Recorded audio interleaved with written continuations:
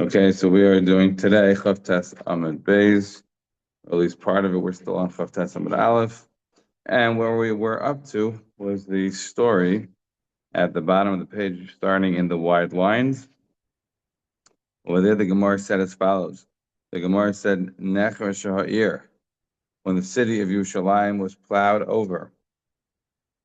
Tana. So we learned Kishacharav Tunas Rufus Harosha Sahechal, when Tunas Rufus, the Rasha, plowed over the Kiddush HaKadoshim, Nigzur Gezerah al Rabbi Gamliel Hariga. So a Gezerah was decreed on Rabbi Gamliel to kill him, right, as one of the Hariga Malchus.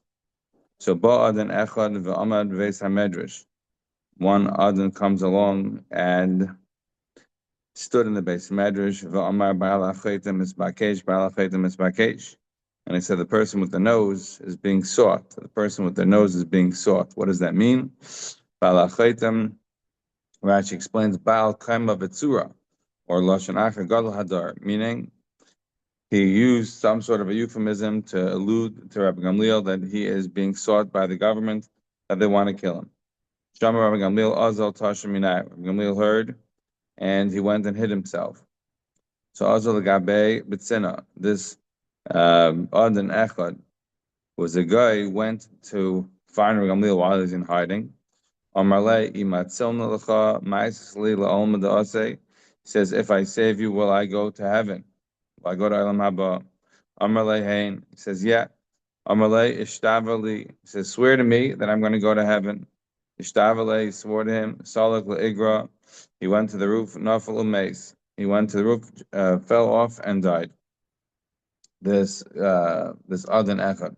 Ugemiri, and it was taught, I guess, at that time, to Chigaz Vigazirta, that when they made some sort of a decree, Umischad Minayu, and somebody died, and Rashi explains over here, what do we mean when we say Mischad Minayu? Min Hayayatzin, from the advisors, and they think to themselves that the reason for this is because of the fact that they had made the Gezerah, which has now caused the death of one of their prominent people. So then mevatel the gezerah sayu. Then they are mevatel the gezerah. So in this case, this Adon Echad, who is, I guess, an important person, he falls off the roof, and they associate that falling off of the roof, or in this case, it's not clear to me that he didn't kill himself, because remember, it doesn't say merely that he was nafal, that he fell and died. It says solag le'igri, he went to the roof, nafal, and then he fell and died, meaning most likely, if he didn't deliberately commit suicide, he made it very highly likely that he would fall off the roof and die. So Yatza Baskel v'Amra, a Baskel came out and said, Adon zem zum l'chayel haba. This Adon is going to go to Elam Haba, right? Obviously, that doesn't ultimately save him, but for now, it certainly did. So just to say a couple of things. Number one, Turner Service Harasha, we have sort of other examples of him in Chazal. We have an example of him talking to Rabbi Akiva, debating with Rabbi Akiva as to what is the point of life. And the famous story is that he's challenging him on Bris Milah, and he asks Rabbi Akiva, "Whose Ma'asim are greater, humans or God?" And Rabbi Akiva says, "Oh, God's actions are not as great as humans' actions." And he says, "What do you mean?" Rabbi Akiva says, "I'm not talking about the heavens and the earth. I'm just talking, about within our limited sphere of existence. Obviously, we're not talking about creating the universe, but just within what we do here in this world." So he brings him as an example a piece of bread, a loaf of bread, and a kernel of wheat. Which one is greater? Your human being can't eat wheat. You can only eat bread. So whose actions are greater? So clearly, and this understanding of Chazal, Taanit Rufus, was challenging the Jewish people, but he was at least interested in having some sort of a debate. If you hear from this member of Chazal, it sounds like he was, the one who actually was being plowing over the Holy of Holies. As I mentioned, the Shuvah of the Radbaz in Tov Reish Sadi Aleph, the Radbaz suggests that the reason that the the rock that we call the Panei, by the dome of the rock. The reason the Evan Hashasiyah is not assuming that it is the Evan Hashasiyah, which he's very clear about, the Moshe is true. He's very clear that is, we can rely on this Rabbaz, that the Evan Hashasiyah is the rock under the dome of the rock, but it's a massive, massive rock. Why is it that it's not Shalosh Etzba'is that the Mishnah mentions in Yuma? So the Radbaz suggests it's because of Aru Adhe Yisoidba. They mamish plowed it over, plowed and plowed until they got to the destroy the foundations. So what's the reason they destroyed the foundations? Of course, on one level, it's because they wanted to harm the Jews and make it as big a disaster as possible. But on another level, the reason that they did this was because of the fact that they wanted to find the Aron, as we will see. They wanted to try to dig up as much as possible to potentially find the Aron. We will get to that. Additionally, this is another, like I said, Turnus Rufus, whatever the relationship we have with Rabbi Akiva, again, according to the Mar Nadar, maybe Rabbi Akiva married Turnus Rufus' wife. But we often associate the destruction of the Beis Hamikdash not necessarily with Turnus Rufus, but the plowing over that takes place is sort of potentially later on by the times of Hadrian, when the Jewish people rebelled, the whole story of Beitar, etc. And that was a further response. And yeah, if it's the time of Turnus Rufus, it's an earlier time when we're saying that he was mamish plowing over the Heichal. Either way, one of the things that we see from over here is that the Adon Echad says, "I'm happy, to save you if I'm going to go to Elam Haba." Now, I don't understand a little bit in this Gemara. I have it as a question. I don't have an answer for it. What does it mean? If I save you from this, you're going to bring me to Elam Haba. What do you mean if I save you from this? What do you mean if I save you? I already saved you. I already saved you by going to the base of Medrash and saying Baal HaChaitim is misbagesh, Baal HaChaitim is misbagesh, which enabled you to go hide. So I already saved you. I should get Elam Haba for that. So obviously, what the answer is that wasn't enough of a saving, right? Because clearly he was able to find him wherever he was hiding, and it wasn't really the Gzera was still in effect to kill him. So it was only when he kills himself that they have some sort of a notion at the time that if the Yetzim die as a result of the Gezerah, that they're going to, reduce or ameliorate the Gezerah, and that's how he, in fact, is able to get to Al Haba, because he then gets rid of the Gezerah. By killing himself, he gets rid of the Gezerah. This is an example very similar to the Gemara in Avodah Zarah Yud Ches, where the Gemara over there also mentions, everybody knows the story of Rechina ben Trajan, where he was being burned by the fire, and the Klat Tanuri over there said, as a result of the students asking him, Rechina ben Trajan, they said to him, Rebbe, what do you see? And he said, I see his parches, right? I see that the Torah is burning, but the letters are flying into the air. So that unbelievable idea that the Torah is going to survive, but that kind of imagery of the letters burning, the letters flying up into the air as the Torah is burning. So over there, the Klat Tanuri is also very, the students ask Rabbi Ben Trajan, Rebbe, open your mouth and let the fire go inside you, meaning try to die faster. So over there, Rabbi Ben Trajan says, no, thank you. He says, Al Yaakov Ba'atzmai, it's mutav, right, that I should be more in pain, that I shouldn't hasten my death. So the Klat Tanuri there, the executioner, responds and says, Rebbe, if I put in more fire, right, if I put in more fire, am I going to go to Elam Haba?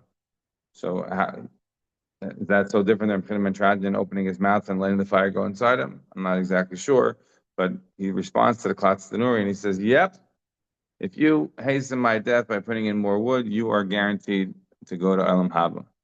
And over there, the Gemara says that's what the Klat Tanuri does. And the Baskel comes out and says that Rechina ben Trajan and the Klat Tanuri and Mazur and L'chaim Elam Haba. Over there, you have one of the three examples there in the beginning of Avodah Zarah. You have three times where the Gemara says, Bacha Rabbi. Rabbi cries and says, Yesh shekana elamai be'sha achas, yesh shekana elamai be'kama shan. There are people who are able to get Elam Haba after a lifetime of work. Then there are people able to get to Elam Haba after a moment. So over here you have the same, literally almost the same exact imagery, the same exact kind of story. You have somebody who is wanted by the Romans, one of the Regaim Malchus, and the Adon Echad wants to save him, saves him by killing himself in this case. He also jumped into the fire. Why he jumped into the fire, it's not 100% clear from that story. Maybe he jumped in because he assumed that they would get him afterwards for hastening his death. I'm not clear. But over there, Chasnu jumped into the fire and he also died. And over there and in here, you see, over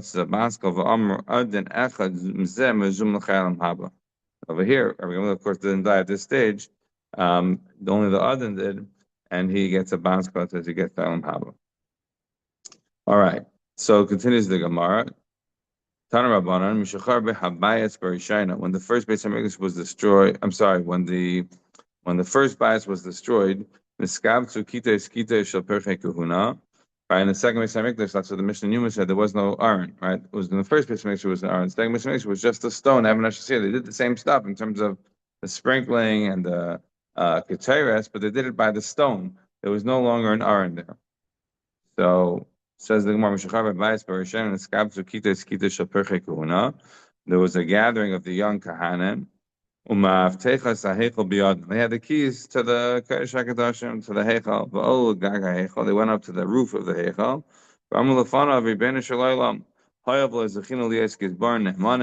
Since we were not zecha to be good, overseers, good Shemrim of the Beis Hamikdash. The Beis Hamikdash obviously being destroyed. You maftechos mesuras lach. Let the keys be given to you.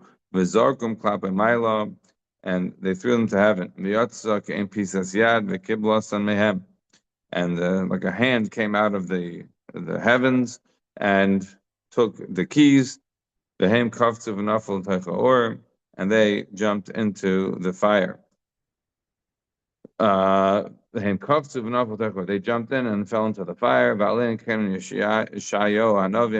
Ishayahu Hanavi was lamenting. Right, the burden of this vision is Malacha Efo Kialisa Kulcha Lagagos. They all went onto the roofs to Shuas Malaya Ir Hemia. Kiryat Aliza, right, it was a very busy city. It was full. It was noisy. It was pumping. It was pounding the city. And nevertheless, you're dead. Weren't the dead of the sword. They weren't the dead of the Muhammad. Again, the simple understanding over there is a lot of them, right? Ra'av. They weren't chale of swords. They died literally of starvation. But also, they died because they killed themselves as a result of not being able to withstand looking at the Beis Hamikdash being destroyed. In that case, it says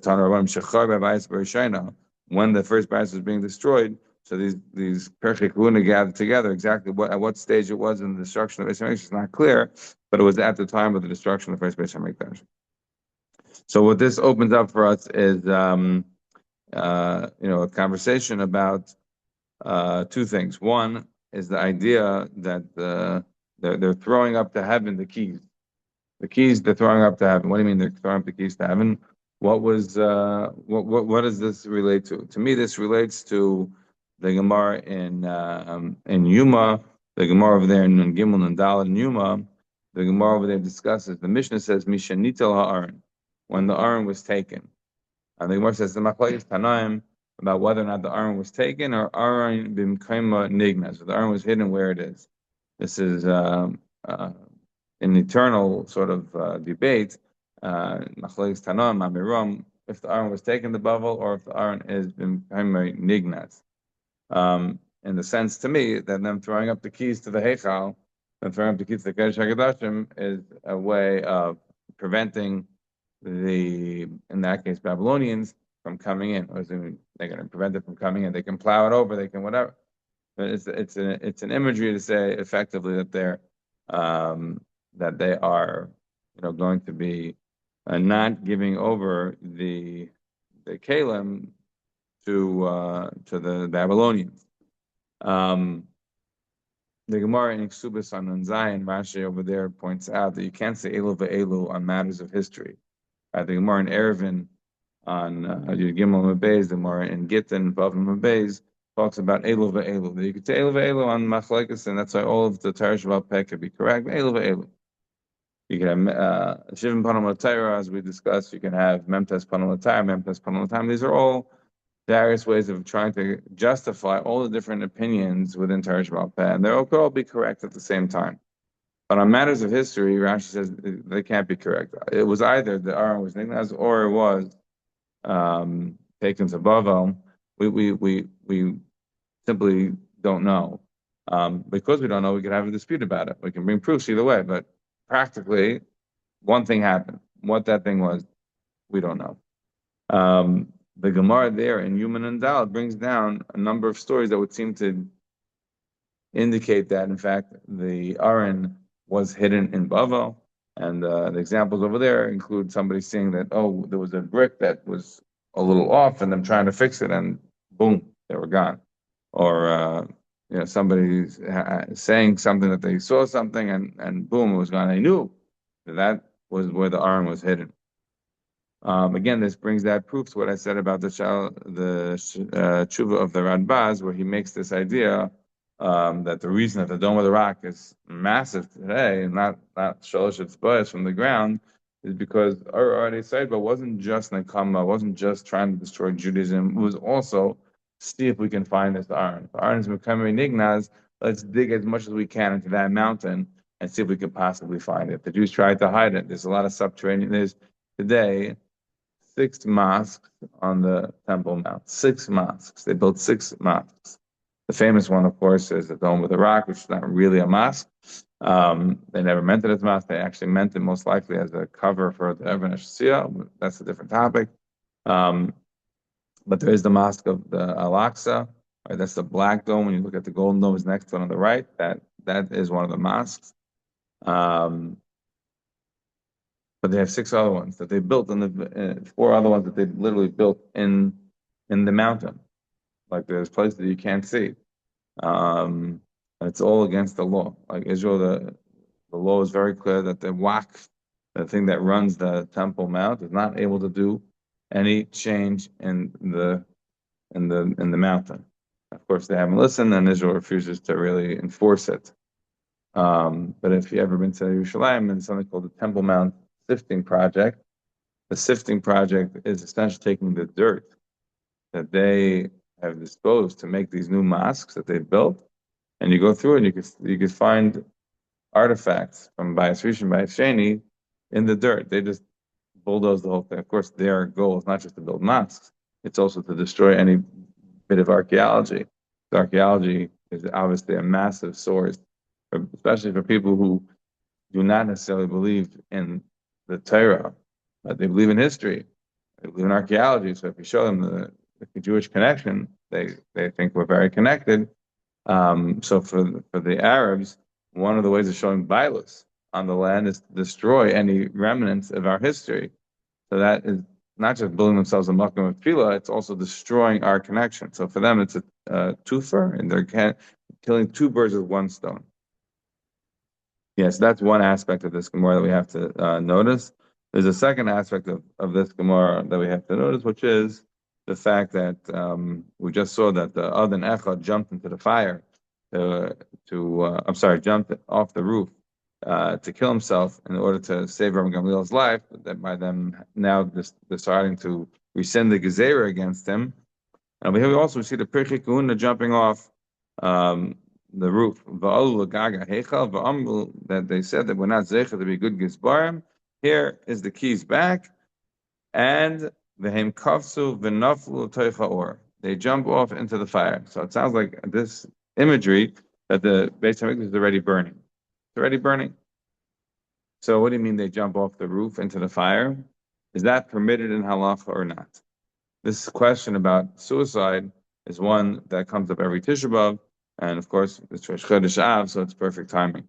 What do we mean when we say is it permitted or not? So you have to look over the Gemara in Avodah Zarah Ches. So we just mentioned Chinim and Tradian. That's the first example where we can see this, and we just mentioned it literally, where he's refusing to open his mouth to let the fire in, because he says that it's better to die in more pain not to commit suicide. In this case, he's already dying. He's a dead man. So it's just a question of hastening his death. Even that, he doesn't want to do it. He doesn't want to hasten it for a moment. course, this has a lot of ramifications in halacha in terms of brain death and is that considered death and hastening death and all of that is all a huge topic. I'm not focusing on that so much as just the idea of committing suicide in halacha. Is that something that's permitted? Is that something that's encouraged ever? And so this is not a situation of whether or not Nebuch, one of these teenagers or whatever, Nebuch, somebody who's having a lot of tsars commit suicide, and then whether or not it could be buried in the Jewish cemeteries, the famous Shuva of the Psalm Rosh, that says that he could, that everybody relies on, even though everybody knows that the Psalm Rosh was a forgery. That Sol Berlin wrote this Chuvas where he pretended that it was the Russia's Chuvas. It wasn't in fact the Russia. Forget that. That's not the point. The point is that the idea of committing suicide is sometimes encouraged in halacha. So over there, Tosfos writes in Avodah Zarah Yud Ches, the Tosfos says that Rabbi Hanina ben Tradian is saying that you can't hasten your death, you cannot make your death even faster. Why? Says the Tosfos, Rabbeinu Tam says, you should just know that Rabbi Hanina ben Tradian, the reason you couldn't hasten the death because there was no benefit. There was no benefit in that situation. He's already dying. What's he going to do? He can't get out. First of all, he's dead man because he's on fire. If he comes out, they're going to kill him anyways. It's not like he can escape anywhere. So what's the benefit? To die faster? Why are you going to die faster? The same way that you can enjoy moments of good, you can enjoy these moments on your way out. If you are on that kind of a supernal spiritual level we can't even imagine, Chaim is able to be told while he's dying by the imagery of the metaphor of the Oisius Parchos. And we're talking about people on a totally different league than anything we can relate to. So for them, yeah, why hasten the death? But says Rabbeinu Tam, if you are afraid of Yisurin that the Gaim are going to do to you, mitzvah lachol b'atzim, and it's a mitzvah to commit suicide. Mitzvah to commit suicide. Now this was clearly a massive machlokes among the Balei Tosfos. Even though this is a very famous Rabbeinu Tam, in the Piskei Tosfos, it's not brought down. There in Avodah Zarah, if you look in the Piskei Tosfos, you'll see the sheet of Rabbeinu Tam is not brought down. Why not? So I always thought the reason is because of the massive machlokes in the Balei Tosfos, and they weren't all comfortable with this. And it is there that we talk about this on the Kinnas on Tisha B'Av. It is there that we see this issue come up, and why? So over there we talk about the terrible tragedies in Europe during the Crusade, when they would round up the Jews and say, okay, you can either become Christian or you're dead.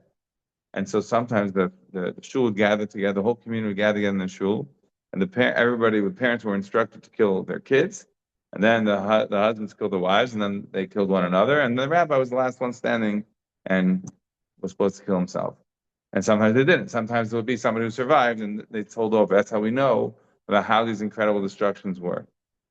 So over there, that in Bereshis, the Das Zaken of the Balei Tosfos, meaning the Balei Tosfos is commentary on Chumash, says that there was a situation like this where somebody did this, and they said, the terrible thing that you did. The terrible thing that you did. So, and to my mind, this is a machlokes among the Balei Tosfos. Fine. Be that as it may, what about the two Gemaras in Gittin? We have two Gemaras in Gittin and Zayin. One of the two Gemaras, everyone knows the Gemaras. One is a story about the 400 boys and girls, right, that were on a boat. I think they were Kahanim, the Gemara there said. I think so. No, maybe Yeladim Yeladis. I don't remember exactly anymore. 400 kids were on a boat, and they were being taken to Rome, wherever they were being taken for Arias. So they're on the boat. They realize to themselves what they're being taken for. What did the Gemara say? That they decided among themselves, like, we're being taken for an unseemly and inappropriate activity, so we should jump off the boat. So the Gemara over there said that what? That they asked among themselves, are we going to still get on Haba? And the Gemara says that the Gadol Shabahan, whoever was the biggest kid among them who knew the most, said, yeah, we'll still go to El Haba. The girls jumped off the boat, 200. So the boys said to themselves, these girls, which are dark and bakach, they're jumping off the boat. Us, she'ain dark and bakach. We're going to be also taken for our rights, but it's not a dark and bakach that our rights they're going to expose us to. So they also jumped off the boat. And we have 400 of these kids that die. And the question of this is, they go on Haba. Are they allowed to have committed suicide? Says Tosfos over there. Because over there, I don't remember if he brings down Rabbeinu Tam or not, but it's a sheet of Rabbeinu Tam clearly in Avodah Zarah Yud Ches. Says Tosfos Oh, over here, they were allowed to do this. Why? Because they were afraid of Yisurin.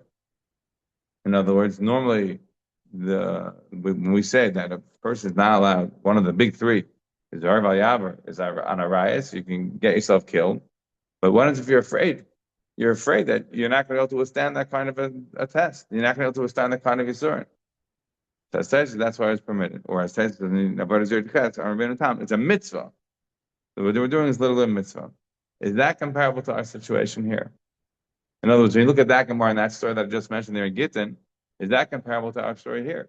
The Pirchei Kahuna, right? We understand why the Adon Ech had to jump into off the roof in order to get the Gezerah done, because that was the mitzvah. The only way to save Rabbi Gamliel was to jump off the roof. Okay.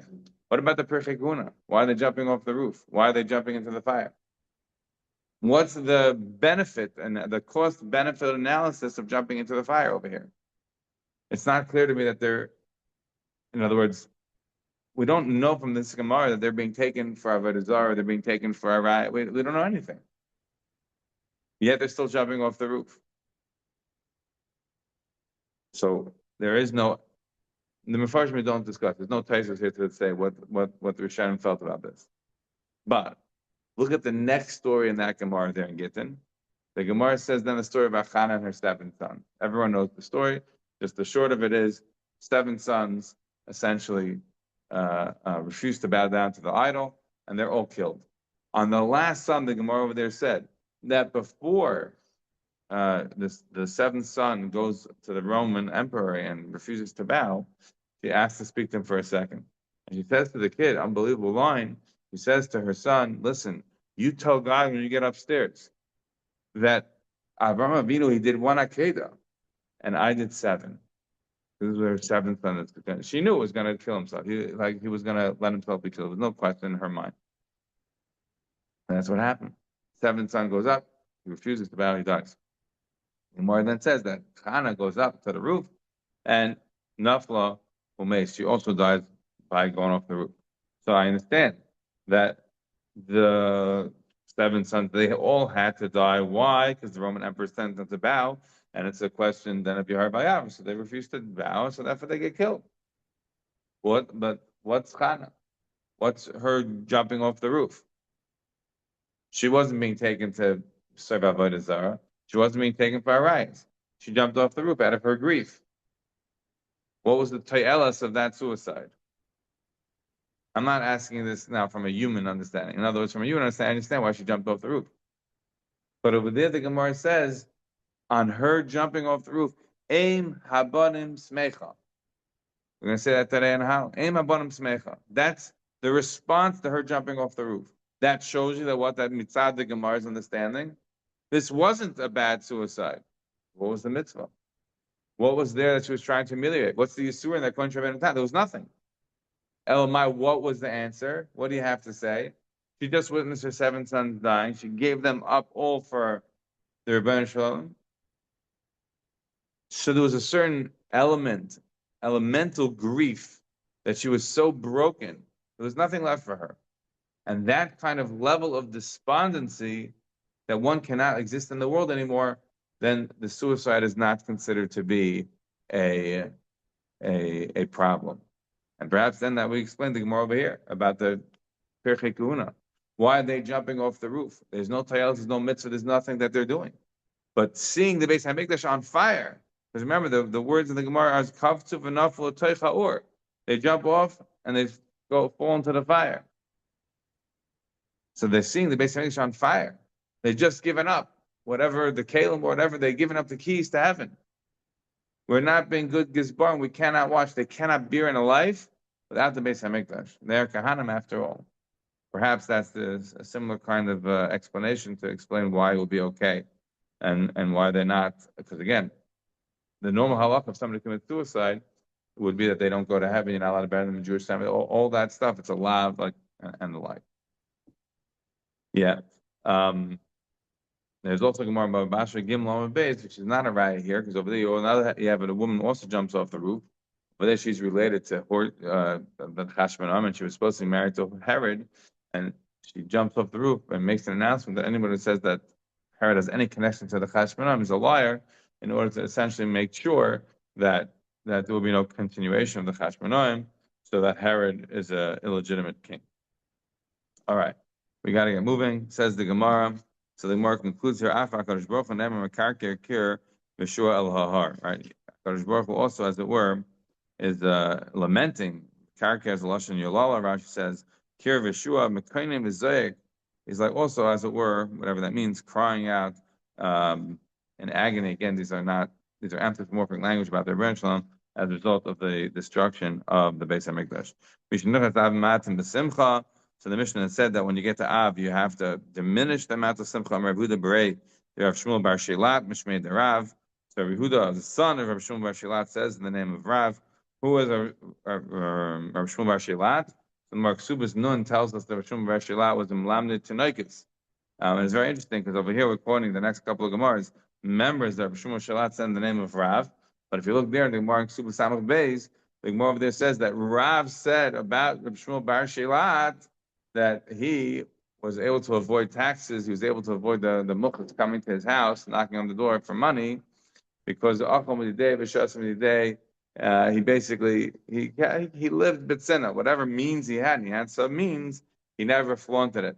It never became viewed by the outside as him having any wealth, and so therefore he was able to get away with the mukhas. In those days, it wasn't like the IRS knew, there wasn't a W-2, right? It wasn't like being handed to them. So the way they would essentially go to the people that were considered wealthy and say, okay, you have to give us X amount, and then enter into some negotiation.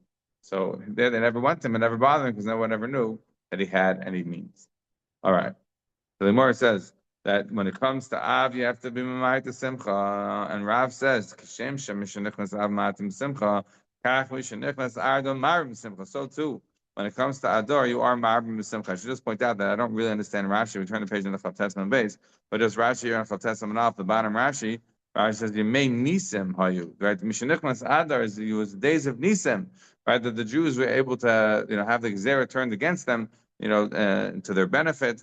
And what does Rashi say? Hayu Yisrael Purim Upesach. Now, Pesach doesn't take place on Adar, last I checked.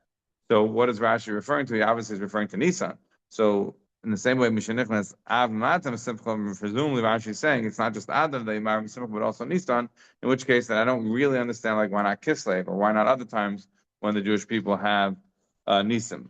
Not 100% clear why Rashi adds in Pesach. There are those that do want to mention various answers, but we don't have time right now. So Kach Mishanichnas Adar marry Simcha. We turn the page to Chavtes Beis. Amra Papa Hilgach, and this is the halacha. Hilgach Bar Yisrael D'Isla Dina Bahadi Nachri. When a Jewish person has a court case, right, with a guy, l'shtam minei ba'av, he should try to avoid going to court during Av when his mazel will be bad. Right, this is the same true in terms of getting into contracts and buying and selling and all the stuff, the construction and all every year there's always a whole bunch of questions that I get about construction during the 9 days. Right, are you allowed to do construction, not construction? What's considered to be a situation where you have an accident situation where you have to do something, you don't. All of this because of the fact that even though the Churban is taking place on the 9th, the 10th, as we said yesterday, but this whole month, certainly at least until the 10th day of Av, is very, very negative. Again, we're going to talk about the Tu B'Av at the end and all of that, but the first part of the month is very, very negative. Remember, they breached the gates of Yerushalayim on the 17th day of Tammuz, even on the 9th day, whatever, depending first, second Beis Hamikdash, and they're pushing in for the next couple of weeks to get into the Beis Hamikdash, which is being defended inch by inch by the people living there, and eventually, as we know, they get into the Beis Hamikdash itself. So Hilgach called Bari for the Isla Bay Dina Bahadi and Achel Shtamine Ba'av Derem Aziv Limtze Nafshi Ba'adar. The Bar Mazin should try to do whatever cases he has, do deals, whatever. Try to do as much as you can in Adar when it's going to be wonderful. That is one vart that we have on the basis of this statement of Rav, and it's brought down, like I said, in Halacha. Taisus points out in the top Taisus that it's Mishum the Amar La'el Megalgal and Chayvel Yom Achiyav, right? In other words, Megalgal and Zaka. When you have a good situation going, it becomes like a self-fulfilling prophecy. So if Adar is good, so try to put as much as you could in Adar because everything will be good. And the same way the reverse. You're going to come to the Gemara on Shabbos, quickly test, etc. You can. There's no mazel, ain't mazel Yisrael. Why do you have to be worried about these kinds of things? You know, we say Pesach and Kuf Yud. If you're worried about these kind of things, then be worried. No, but this is actually brought down halacha. Right? This is not like brought down in more sort of esoteric svarim as a thing. No, it's brought down Shulchan Aruch. This halacha is a regular way, black letter halacha, no question about this one. So there's another word from Rabbi Yehuda, Rabbi Yehuda Breda Shul Bar Shilat Mishmei Rav El de Kolam Klei Pishta. Again, the pasuk of Lasas Lem Achros or Tikva has really nothing to do with what we're saying. To give you a future, but Rav Shul Bar Shilat says the name of Rav, it refers to the palm trees and linen clothing. Why? Because they last for a long time. Rashi says the kolam the sparnes man, you can make a big parnasa out of the kolam. And Sheyesh man beBavel Harbe, and there were many Dekalim in Bavel. And so Rav, remember we said yesterday when Rav came to Bavel, we said did he come to Bavel or did he come to the Beis HaKnesses? Right. So when Rav came to Bavel, so similarly, Rashi brings down the Gemara earlier on Testament Beis says that when Ula came to Bavel, he saw that there was a lot of tomorrow. Rashi doesn't finish the Gemara. But if you look there, remember the Gemara there back on Testament Beis, what did the Gemara say? When Ula came to Bavel and he saw there were tons of palm trees, what did Ula say? Ula said, oh my gosh, they have so many palm trees and they still work in Bavel, like the chutzpah, right? Why are they working? They should be learning the whole day. They have so much parnasa. And after the nighttime, after he had massive diarrhea from all the dates that he had eaten, he says, "Oh, these people in Bavel, they managed to learn Torah even though they have terrible stomach pains because whatever the palm trees produced dates that weren't, I guess, so good, or maybe he had too much dates. Not clear to me from the story, but in any event, there were a lot of palms there in Bavel. Yeah. So continues the Gemara. But another word from him, the pasuk says, "V'yomer reach b'ni kriach sada sheberach Hashem." Amar Rav Yehuda bar Yeshua bar Shilat Mishmei Rav kriach sada shel tapuchim. Right? What was the smell that Yisrael was smelling? The smell of Gan Eden was like a smell of apple trees. I really have no time now, but this is literally a massive amount of esoteric mysticism. Talks about the sada shel tapuchim, the Arizal, right? The whole going into the apple trees, looking.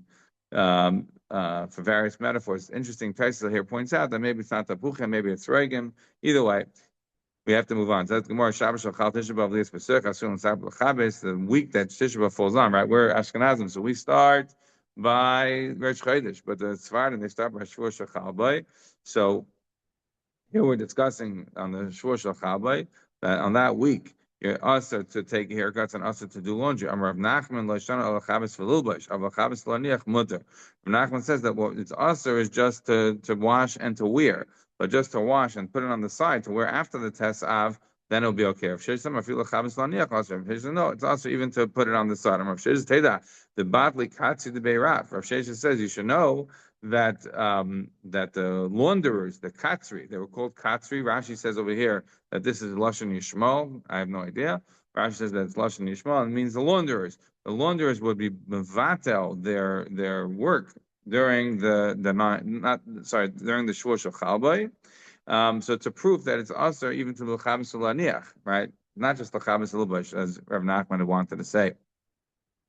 Yeah. Why? The answer is the Rashi points out in the Rashi of Afil Chabas Laniach. The last lines of Rashi is Nira Kimesiach Daitoi. It's like you're too busy, thinking about things other than the Churban. What are you supposed to be thinking about this week? Only the Churban. Yeah. Masr Ramnuna B'Chamishi Mutar Nekvay Shabbos on the fifth day. Right. If anybody works for anyone else, like corporate entities and the like, you don't have to be worried about this. If you work for yourself, we can talk about it separately. But the general idea of this is not going to say that you should lose your job and say, look, I'm not working during the 9 days. Like, that's not required. Yeah, on the fifth day, meaning Thursday, was mutter to wash because it covered Shabbos. Says the more lamai. What are we talking about? If you're saying to wear right away, Mike for Shabbos, what's the covered Shabbos on Thursday? You must mean that you mean putting it on the side. Or you see, it's mutter to do it then on Thursday. Aval Shabbos kula aser, but on Shabbos it's all aser. So what do we mean? It says what we're talking about over here is a person who only has one cloak, one shirt, whatever. Somebody who only has one cloak, even mutter to Rosh and Achal Moed. There's nothing else. So it manam or miyam or velaz l'shan al chabas elubaish. Avlaniach mutter. Somebody who's washing to wear is also, but to put it on the side it's mutter. Again, we're talking about somebody who only has one, and he will be mutter to wear it on Shabbos. The Mar says, "Meisvei also l'chabes in the Tisha B'av. Afilu aniach la'achat Tisha B'av." But we have a price that says that it's also to mechabes before Tisha B'av, even if you're just going to be putting it on the side till after Tisha B'av. The giyot shalom kibbutz shalahen. There are different kinds of laundry. Our giyot is like their kibbutz. The giyot is a harder way of laundry, but that was the way they did their regular laundry. And on linen beganim, there's no issue of giyot. I'm not exactly sure why linen is different. And the Moshe says tiyufta. This brought should then be a tiyufta to Rav Nachman because it says also l'chavas of nei Tisha B'av. Afilu l'haniach la'achar Tisha B'av. It's also to be mechavas before Tisha B'av. Even if you're just going to put it on the side until afterwards, you're still not allowed to do it. So the only time would be, and potentially a heter, is to wear it when you only have one thing. Other than that, it's absolutely usher to do the laundry, even if you're not going to be wearing it till after Tisha B'av. Again, because of the as Rashi says, the siach daite. All right, we'll have to stop here.